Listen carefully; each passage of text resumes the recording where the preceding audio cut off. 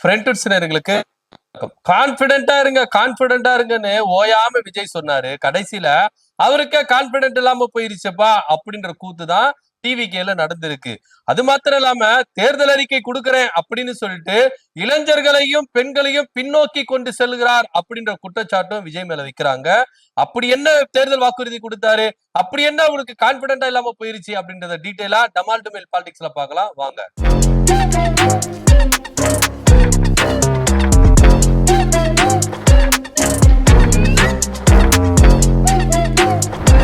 தமிழக வெற்றி கழகம் நேற்றைய தினத்துல 234 தொகுதிக்கும் வேட்பாளர்கள் அறிவிச்சு அதிரடியை காமிச்சாரு தலைவர் விஜய் அவர்கள்.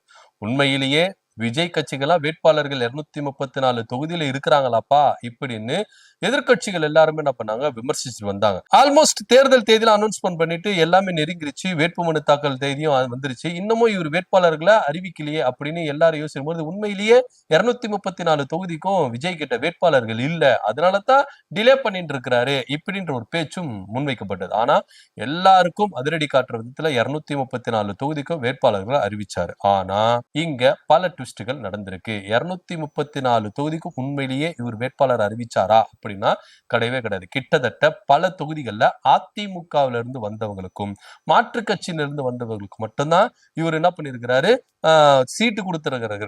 உண்மையிலேயே ரசிகர் மன்றத்துல இருந்து வேலைகளை செஞ்சு விஜய் அவர்கள் கட்சி ஆரம்பிச்சு எல்லா வேலைகளும் பார்த்துட்டு வந்த வேலையாட்களுக்கு, உழைப்பாளிகளுக்கு இவர் அங்கீகாரம் கொடுக்கல, சீட்டு கொடுக்கல அப்படின்ற ஒரு குமுறல் சத்தம் தான் டிவிகேல இருக்கிறது, கலை யதார்த்தமா இருக்குது. இதை நம்ம பார்க்கிறோம். இப்படியா இருக்கும் பொழுது விஜய் அவர்கள் புதுசா உடனே ஜாயின் பண்ணவங்களுக்கு எல்லாம் சீட்டு கொடுக்குறாங்க அப்படின்ற பேச்சுகள் இருந்தது. ஆக மொத்த விஜய் அவர்களுடைய தேர்தல் பிரச்சாரங்களையும் சரி, பொதுக்கூட்டங்களையும் சரி, அவர் மேடைக்கு பேசுற விஷயம் பெண்களுக்கு முன்னுரிமை கொடுப்போம், பெண்களுக்கு சம உரிமை கொடுப்போம், நம்ம ஆட்சியில எல்லாம் பெண்களை நாங்க என்ன பண்ணுவோம், சம உரிமைக்கு வைப்போம், முன்னுரிமை கொடுப்போம், பெண்கள் பாதுகாப்பு பண்ணுவோம் இப்படின்னு சொல்லிட்டுதான் விஜய் அவர்கள் மேடைக்கு பேசுறாரு. ஆனா அவருடைய 234 வேட்பாளர்கள்ல 23 பெண்களுக்கு தான் அவர் சீட்டு கொடுத்திருக்கிறாரு அப்படின்னு இங்க பார்க்கணும். இந்த ஒரு விஷயத்துல நாம் தமிழர் கட்சி ஒருங்கிணைப்பாளர் சீமான் அவர்களை பாராட்டலாம் அப்படின்னு தான் பல பேர் சொல்லிக்கிட்டு வராங்க. ஏன்னா அவர் தேர்தலில் நிக்கிறாரு, ஜெயிக்கிறாரு, தோக்குறாருலாம் அது அப்பாற்பட்ட விஷயம். இருந்தாலும் 117 சீட்டு பெண்களுக்கும் 117 சீட்டு ஆண்களுக்கும் பெண்களை நிகரா நடத்துறாரு, அவங்க கட்சியில பெண்களுக்கு சம உரிமை இருக்குது அப்படின்ற ஒரு பேச்சு இருக்கு. இத விஜய் அவர்கள் மேடைக்கு மேடை பேசுறாரு, எல்லா இடத்துலயும் போற இடத்துல எல்லாம் சொல்றாரு கண்டி, அதை செயல்படுத்தி இருக்காரா அப்படின்னா தேர்தல் வேட்பாளர் பட்டியலே அது செயல்படுத்த முடியலையே. இவர் எப்படி ஆட்சியை பிடிச்சு பெண்களுக்கு முன்னுரிமை கொடுப்பாரு, சம உரிமை கொடுப்பாரு, பெண்களுக்கு பாதுகாப்பு கொடுப்பாரு அப்படின்னு பல பேர் கேட்கிறாங்க.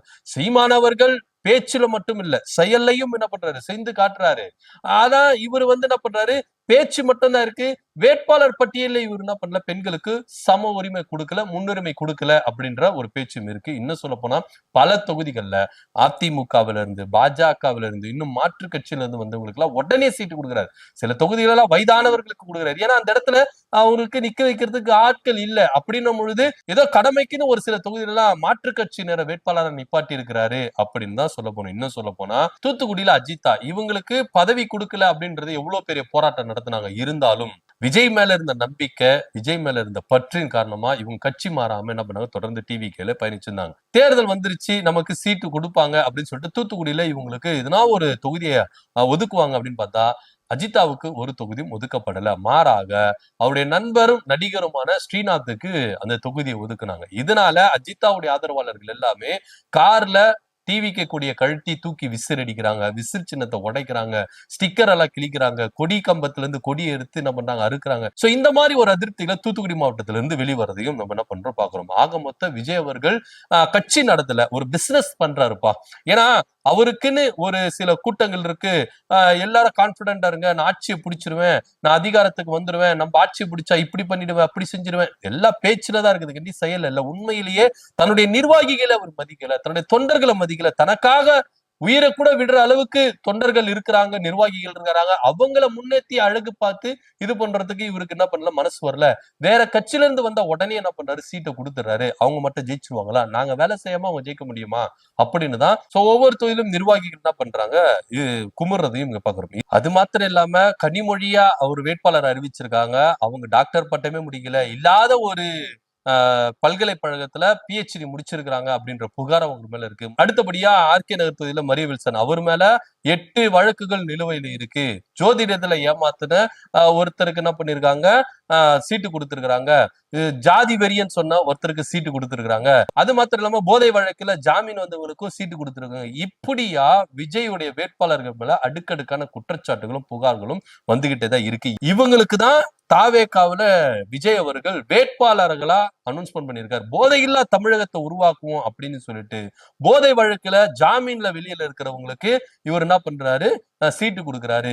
ஜாதியே இருக்கக்கூடாது, ஜாதி மதமே பார்க்க மாட்டோம் அப்படின்னு சொல்லிட்டு ஜாதி வெறியன்பா நானு அப்படின்னு சொன்னவங்களுக்கு தான் இவர் என்ன பண்றாரு, சீட்டு கொடுத்திருக்கிறாரு.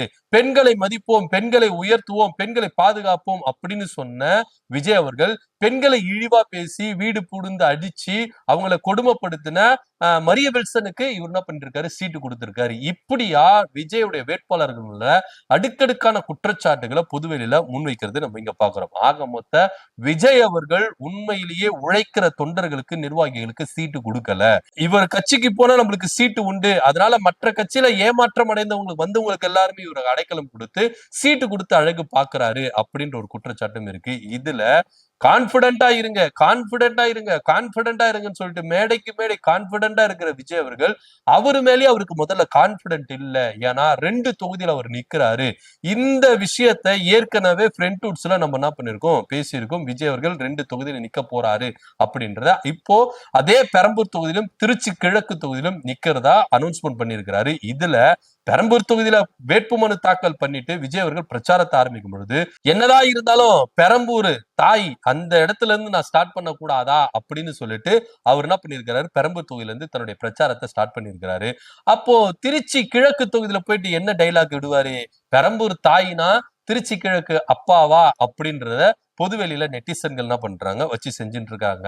சோ பெரம்பூர்ல நீங்க வந்து மக்களை ஏமாத்தணும்னு சொல்லிட்டு இந்த மாதிரியான டைலாக் பேசுறீங்களே, திருச்சி கிழக்குல போயிட்டு எப்படி நீங்க டைலாக் பேசுவீங்க அப்படின்னு பல பேர் கேள்வி கேட்டு இருக்காங்க. இது போக பெரம்பூர் தொகுதியில கன்ஃபார்மா விஜய் ஜெயிக்க மாட்டாரு, அதனால திருச்சி கிழக்கு தொகுதியில அவர் நின்று ஜெயிச்சிடலாம் அப்படின்னு சொல்லிட்டு நினைச்சுதான் 2 தொகுதியில அவர் நிக்கிற. முதல்ல அவர் மேல அவருக்கு கான்பிடன்ட் இல்லைங்க. இப்ப நீங்க எடப்பாடி பழனிசாமி எடுத்துக்கோங்களேன். எடப்பாடி பழனிசாமி என்னதான் ஜெயிக்கிறாரோ தோக்குறாரோ அவருக்கு எதிராகவே பல கருத்துக்கள் வந்தாலும் எடப்பாடி பழனிசாமி பாஜக கூட கூட்டு சேர்ந்தனால எடப்பாடி பழனிசாமி ஜெயிக்க மாட்டாரு, அவர் சொந்த தொகுதியில தோப்பாரு அப்படின்னு பல கருத்துக்கள் வந்தாலும் மனுஷன் சிங்கிள் தொகுதியில நிக்கிறப்பல நான் ஜெயிக்கிறேன் தோக்குறேன் எனக்கு அதை பத்தி எல்லாம் கவலை கிடையாது, நான் ஒரே தொகுதியில நிக்கிறேன், என் மேல எனக்கு கான்பிடன்ட் இருக்கு, என் நிர்வாகி மேல கான்பிடன்ட் இருக்கு, மக்கள் மேல கான்பிடன்ட் இருக்கு அப்படின்னு எடப்பாடி பழனிசாமி தன்னம்பிக்கையோட என்ன பண்றாரு, ஒரே தொகுதியில நிக்கிறார். கருத்துகள் ஏகப்பட்டது வரலாங்க, இருந்தாலும் நான் ஒரு தொகுதியில தான் நிப்பேன், என் மேல நம்பிக்கை இருக்கு, மக்கள் மேல நம்பிக்கை இருக்கு, நிர்வாகி மேல நம்பிக்கை இருக்கு, அந்த நம்பிக்கையில ஒரே தொகுதியில நிக்கிறார்ல. இந்த தன்னம்பிக்கை ஏன் விஜய்க்கு முதல்ல வரல?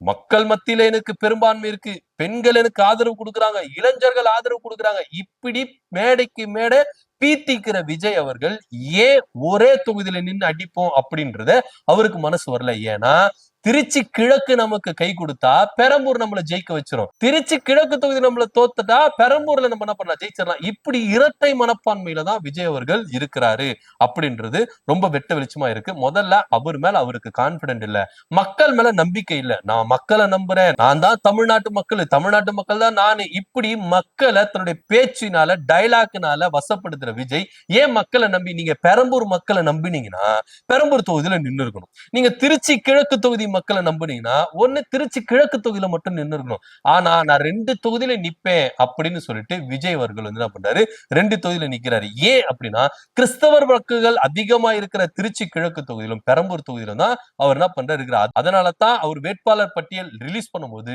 சி ஜோசப் விஜய் அப்படின்றத அழுத்தம் திருத்தமா ஏன் சொன்னார்னா, நான் ஜோசப் விஜயா வரேன், கிறிஸ்துவ பெருமக்கள் எனக்கு வாக்களிங்க அப்படின்னு தன்னுடைய மதத்தை அடையாளப்படுத்தி விஜய் அவர்கள் முன் வர்றதையும் இங்க நம்ம வெட்ட வெளிச்சமா பார்க்க வேண்டிய ஒரு விஷயமா இருக்கு. இது போக வாக்குறுதிகளை என்ன பண்றாரு விஜய் அவர்கள் கொடுக்கிறாரு. வேலை இல்லா பட்டதாரி 29 வயசுக்கு மேல இருக்க வேலை இல்லா பட்டதாரிகளுக்கு நான் 4000 ரூபாய் கொடுக்குறேன், டிப்ளமோ முடிச்சவங்களுக்கு நான் 2000 ரூபாய் கொடுக்குறேன் அப்படின்னா, அப்போ நீங்க வேலை வாய்ப்பு அதிகப்படுத்துறேன் அப்படின்னு சொல்லிட்டு உங்களுடைய தேர்தல் வாக்குறுதியில கொடுக்கல.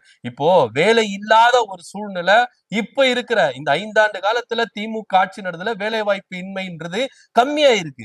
ஆனா இது விஜய் அவர்கள் அதிகப்படுத்துகிற விதமா பின்னோக்கி செல்ல வைக்கிறாருங்க. இப்போ 4000 ரூபாய் கவர்மெண்ட்ல இருந்து கொடுக்குறாங்க. இப்ப விஜய் ஆட்சி வருதுன்னு வச்சுங்களேன், 4000 ரூபாய் கவர்மெண்ட்ல கொடுக்குறாங்க. எதுக்கு நான் வேலைக்கு போகணும்? மாசம் சும்மா உட்காந்து நான் 4000 ரூபாய் வாங்கிக்கிறேன். மனநிலைமை பிராக்டிக்கலா வாங்குங்க. மனநிலைமை யாருக்குன்னாலும் தோணாதா? சோ இளைஞர்களை வேலைக்கு உந்துதல் படுத்துற மாதிரி இவருடைய செயல் திட்டங்கள் இருக்கணும். ஆனா வேலைக்கு போகாம இருங்க, நான் உங்களுக்கு 4000 ரூபாய் தரேன் அப்படின்னு விஜய் அவர்கள் இன்னும் இளைஞர்களை அடுத்த கட்ட லெவலுக்கு முன்னேற விடாம இன்னமும் என்ன பண்றாரு, மட்டம் தட்டி வைக்கிறாரு அப்படின்னு தான் பார்க்க வேண்டியதா இருக்கு. இதுக்கு முன்னாடி ஏற்கனவே தங்கத்துக்கு தாலி தர ஒரு சவரம் அப்படின்னு சொன்னாரு. ஒரு சவரன் விக்கிற ரேட்டுக்கு இன்னைக்கு எல்லாருக்குமே என்ன பண்ணுவாங்க, பெண்களுக்கு சீக்கிரமா என்ன பண்ணுவோம், திருமணம் நடக்கும் அப்படின்னு தான் எல்லாருடைய கருத்தா இருக்கு. சோ விஜயோடைய தேர்தல் வாக்குறுதிகள் அப்படின்றது மக்களை பின்னோக்கி செல்ல வைக்க வேண்டிய ஒரு வாக்குறுதியா இருக்குது கண்டி.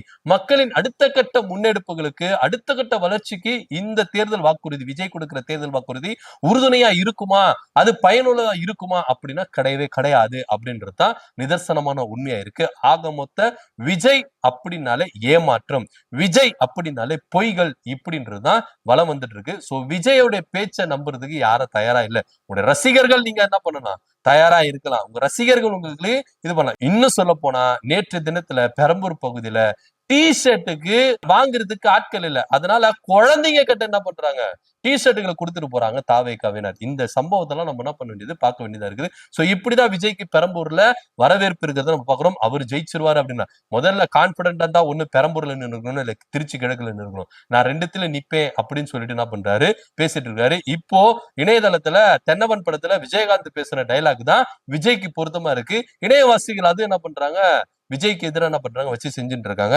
இதை பத்தியோட கருத்து நம்ம கீழே கமெண்ட் பண்ணுங்க. நன்றி, வணக்கம்.